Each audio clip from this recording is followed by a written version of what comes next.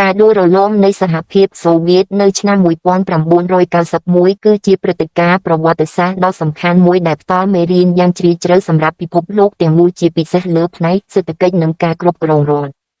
មេរៀនទី1ដែលយើងអាចរៀនបានគឺភាពបរាជ័យនៃប្រព័ន្ធសេដ្ឋកិច្ចផែនការកាដាល់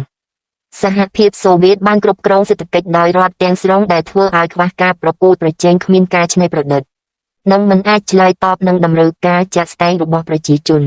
នៅពេលដែលរដ្ឋាភិបាលផ្ដោតខ្លាំងតែលើវិស័យយោធានិងការប្រកួតប្រជែងអាវុធនុយក្លេអ៊ែរប៉ុន្តែបែរជាខ្វះខាតទំនិញប្រើប្រាស់ប្រចាំថ្ងៃនិងស្បៀងអាហារ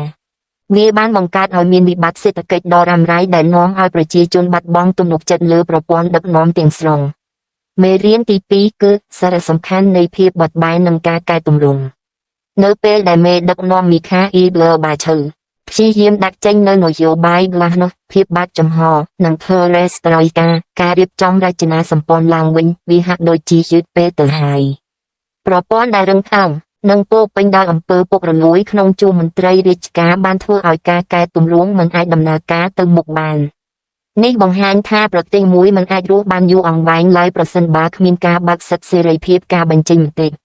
និងការសម្របខ្លួនទៅតាមការប្រែប្រួលនៃពិភពលោកការបំបិទសិទ្ធិសេរីភាពនិងការប្រើប្រាស់អំណាចផ្ដាច់ការដើម្បីរក្សាសន្តិភាពគ្រាន់តែជាការទប់ទល់បានតអាសិន